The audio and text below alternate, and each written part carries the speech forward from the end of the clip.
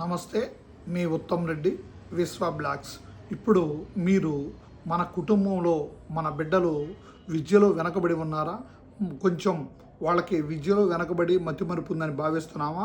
అయితే మనం ఖచ్చితంగా గుంటూరు జిల్లాలో ఉన్నటువంటి కోటప్పకొండ మేధా దక్షిణామూర్తి స్వామివారిని ఖచ్చితంగా దర్శించాలి.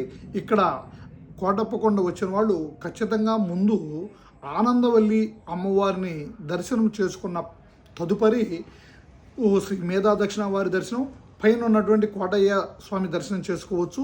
ఇక్కడ కోటయ్య స్వామిని దర్శనం చేసుకున్నట్టయితే మన జాతకములో గురుగ్రహం లోపం ఉన్నట్టయితే అవి చక్కబడతాయని పండితులు, ప్రముఖ పంచక వ్యాసరక కర్తలు కూడా చెప్తున్నారు.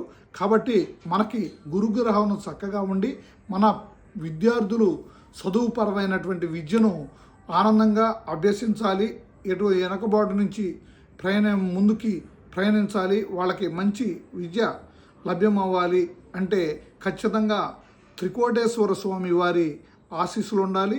అందుకని ఆయన మీరు దర్శించాలంటే త్రికోటేశ్వర స్వామి గుంటూరుకి 40 కిలోమీటర్ల దూరంలో, చిలకలూరుపేట పట్టణం మద్రాసు హైవే 20 కిలోమీటర్ల దూరంలో, నరసరావుపేట 20 కిలోమీటర్లు, అట్లానే ట్రైన్ మార్గం అయితే పిడుగురాళ్ళ సత్యనపల్లి స్టేషన్లో దిగి శ్రీకోటేశ్వర స్వామిని దర్శించవచ్చు. అట్లానే వినకొండ నుంచి కూడా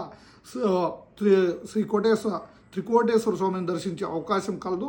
మీరు త్రికోటేశ్వర స్వామిని దర్శించుకొని ఆయన యొక్క జ్ఞాపకాలను ఆయన దర్శించినట్టయితే శివుడైనటువంటి మేధా దక్షిణామూర్తి అనేటువంటి విలువను కలిగినటువంటి ఆయన మీకు గురుగ్రహణం కూడా ఖచ్చితంగా ఇదవుతుంది, గురుగ్రహ లోపం తొలగుతుంది. కాబట్టి మీరు ఖచ్చితంగా జీవితంలో ఒక్కసారైనా గురుగ్రహం లోపం ఉన్న మన విద్యార్థులు, మన బిడ్డలు చదువులు వెనకబడినా ఖచ్చితంగా ఈ క్షేత్రాన్ని దర్శించండి.